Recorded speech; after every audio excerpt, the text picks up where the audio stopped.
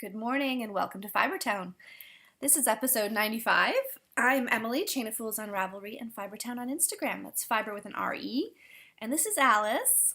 And she's been bugging me this morning because it was way too cold to go for a walk. She usually goes to the bus stop with me, but she's pretty much hairless. And that's why she has a coat, but still. It was not a good day for a walk.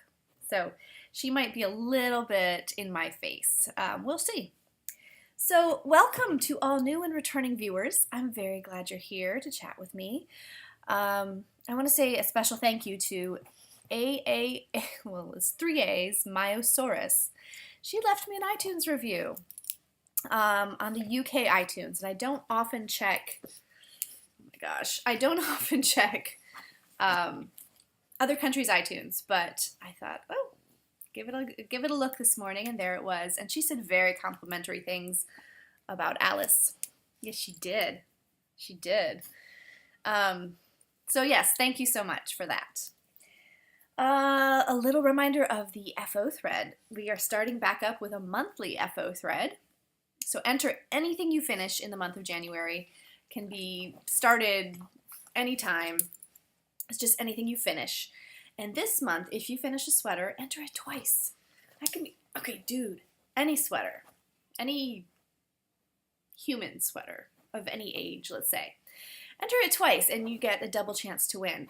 Now, I love the chatter in the threads. I love it when people talk to each other. So go ahead and chatter. You know, when I draw the winner, and the winner will win a pattern on Ravelry of their choice, up to $7.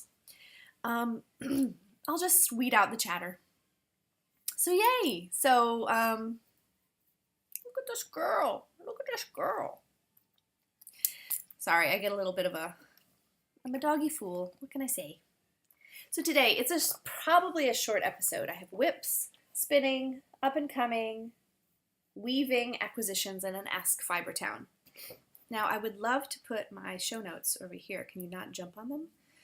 Okay, works in progress.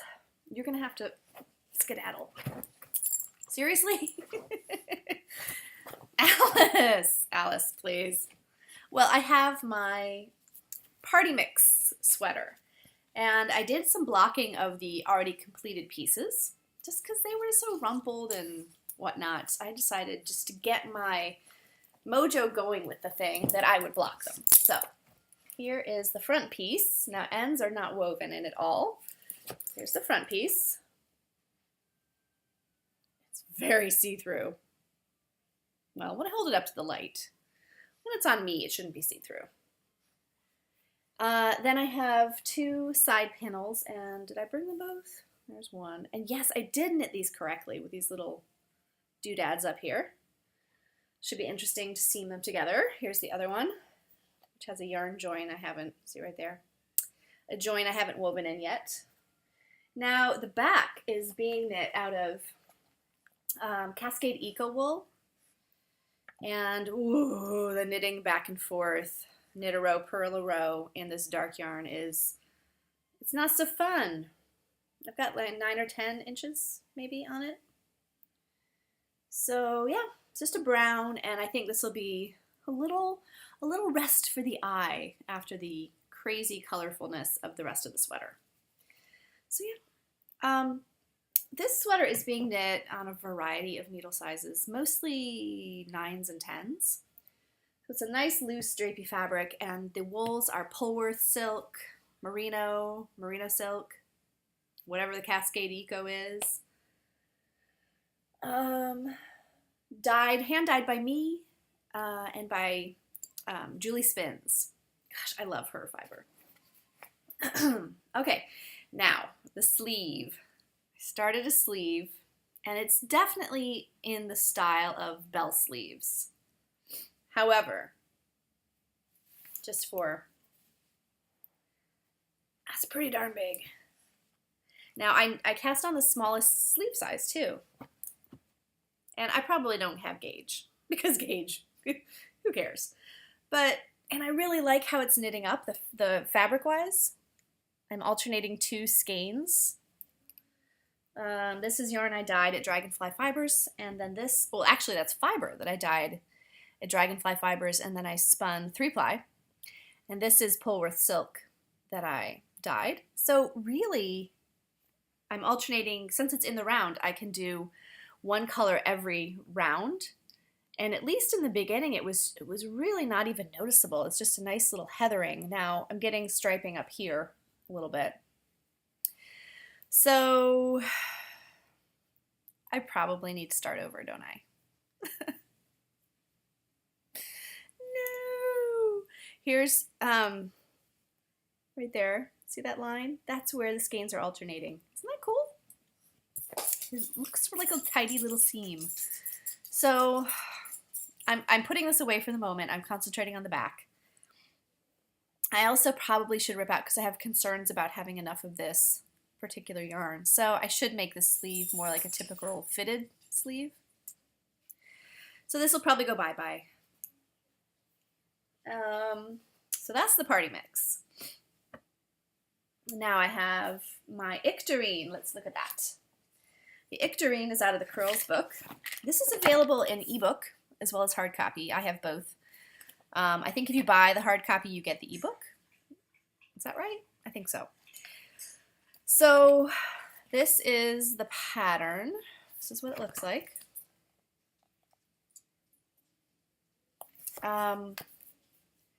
This is just never ending. And it's not that I don't enjoy the yarn. I love the yarn. This is my hand spun Cormo 3-ply. It's amazing stuff. And this is, I've done this much. This is where I added the new skein. So I've done this much. I've barely touched this all week. I want the FO. I'm just kind of done knitting it. And partially it's because the rows are getting longer, and it's also because there's no color involved.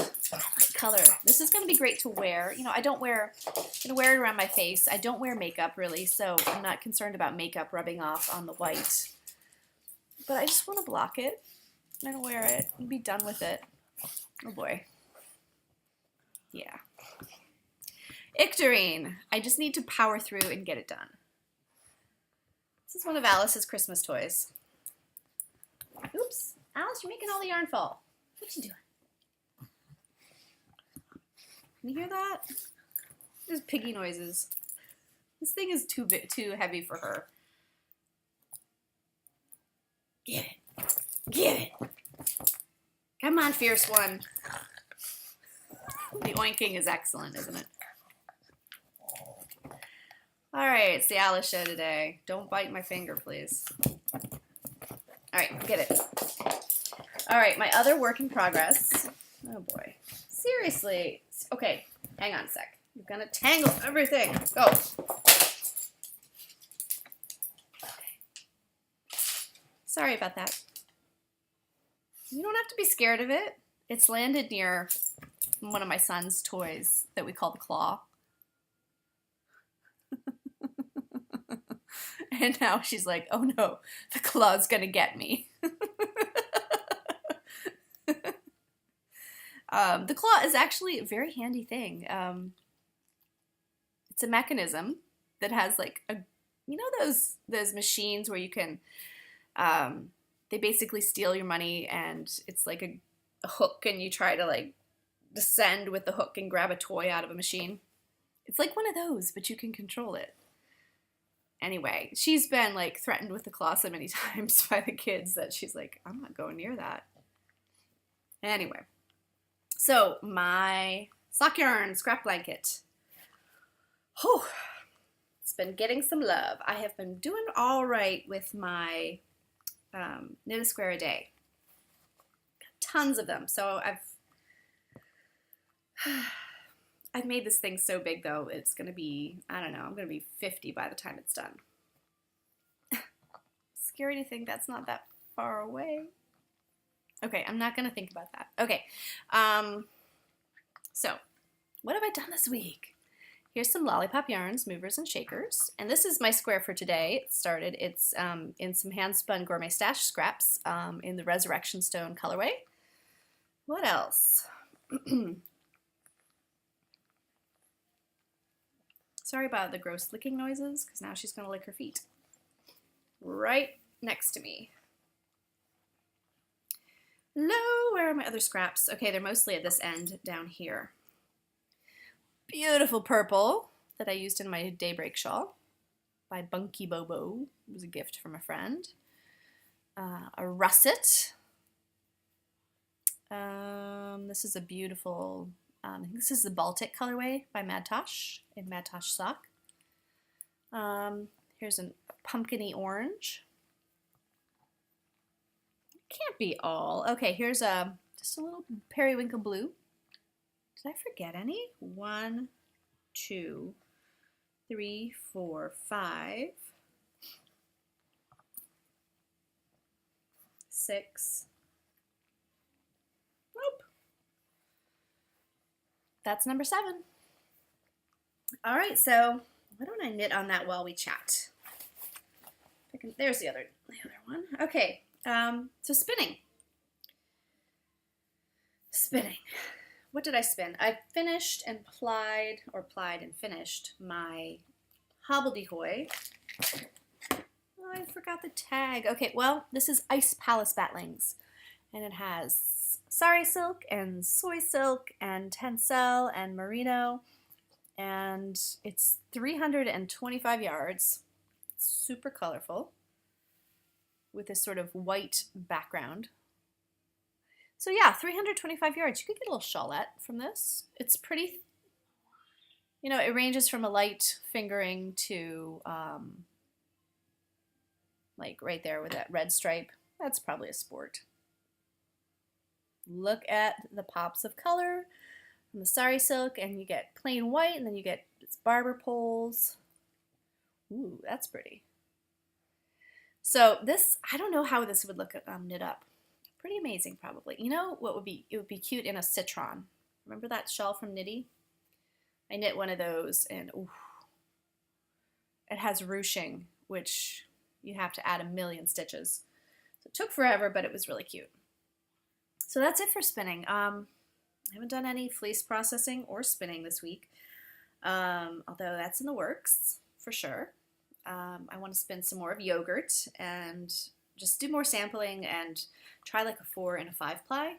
I only have 4 bobbins for my ladybug, so I'll need to probably just have some on a toilet paper roll maybe, or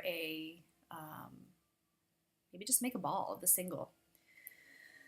Okay, up and coming. I want to knit a hat that I've seen lately. I don't know where, probably Instagram. And I know this has been around for a while. It's called the Cattywampus Hat by Elizabeth Green Musselman. Hello. Oh, Ravelry. Why do you always log me out?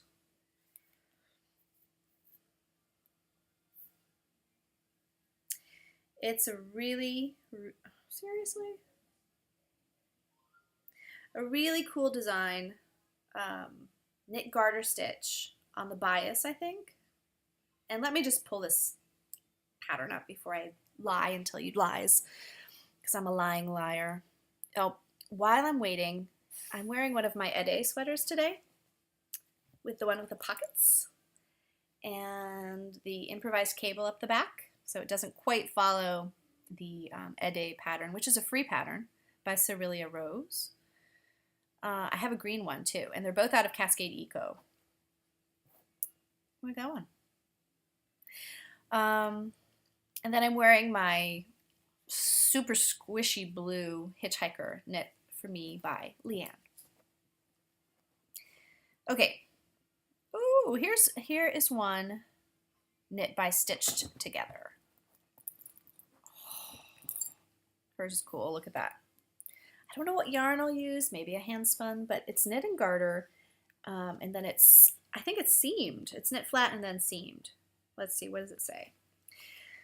Simple knitting and unusual construction. Yes, please give me those. So it's knit sideways and on the bias. Some short rows. So yeah, I want to try this out. Here is Elizabeth Green Musselman wearing it, looking all cute. So I bought the pattern and just need to choose some yarn. It's calling for DK. And it looks like stitched together. That's Chrissy. Looks like she made hers kind of slouchy. So very cute. So that's kind of up and coming. I really want to finish my sweater. I really want to finish the Nectarine, but I need a palette cleanser. I need something new to cast on. Okay, so weaving. I have something new on the loom. I've almost done warping. I have the warp is rolled on with the help of my husband because I've learned my lessons about trying to warp by myself. But I'm ready to do the tying on of the warp threads. And I just looked at, I have a shelf in my yarn stash. It's just scraps. And they're mostly worsted. Some bulky, some DK. And I don't know, I need to do something with them. And weaving seems like the answer. So, like a Saori type weaving. So I'm just gonna I randomly warped. There's all sorts of scraps, just very randomly. And I'm not exactly sure how I'm gonna proceed with the weaving part, but that will also be scraps and it'll be making it up as I go along. And I have a Craftsy class, which is like the intermediate rigid huddle weaving where you learn some different kinds of patterning other than plain weave. So I'm going to look into that, maybe use some techniques from that. So that is on my list for when this is, excuse me, frog in my throat, when this is uploading and converting and so forth. I'll be playing around with that. I can't knit and talk at the same time. It must be easier when you have a co-host. It is, because when Leanne's been here, I've been able to knit a bit. Okay.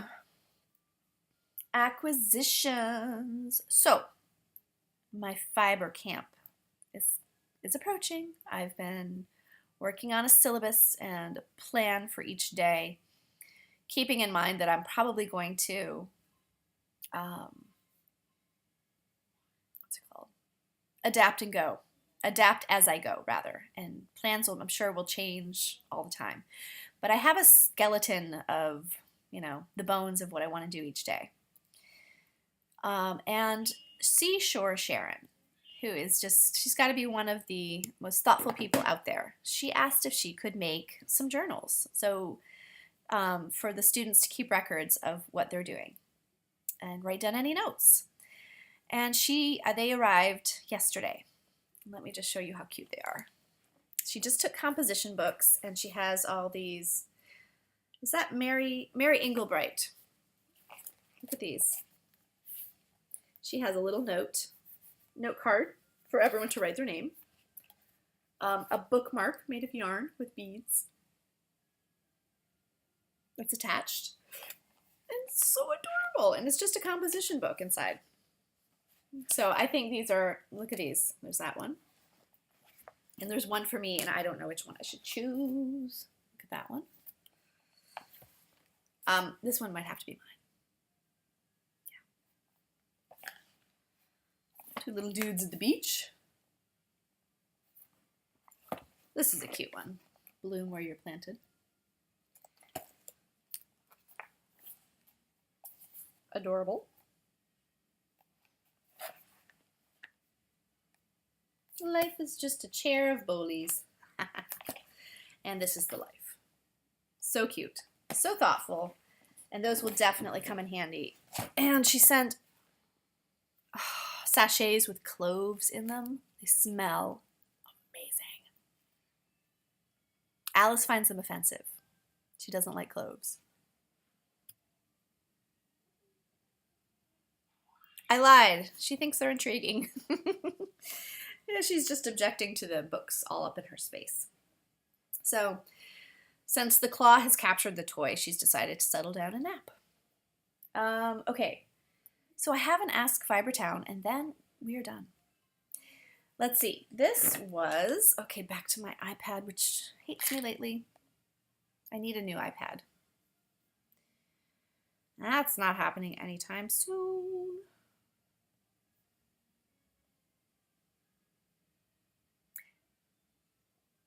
I'm wondering if anyone can hear the Mario in the background. I have a sick kid at home today. Okay, Ask Fibertown number 39. which is Sonoma Mama, which is fun to say. Sonoma Mama says, I've been practicing on my little homemade drop spindle that weighs in at 0.5 ounces. I'm finding that to come up with something lace weight that I can ply into fingering, I can't let too much weight build up on the spindle. Is there a good way to join or splice ends from one spindleful to another in order to get longer yarn? I would love to see a demo, but I haven't found anything on YouTube. Thank you. So yes, Sonoma Mama, who is Kay, I'm going to post a link of videos and things you can look at from Spinning Daily. And basically, I think the easiest way to do this, it's a really great question because I know it's one I've had. I'm sure a lot of other people are wondering, well, I'm just going to spin a tiny amount. Basically, some spindles here to show you. The general idea is that you spin a spindleful. Here's some of my spindles in progress. You spin a spindleful of singles. This is one of my Spanish peacocks with some gourmet stash. And this is another Spanish peacock with some more gourmet stash.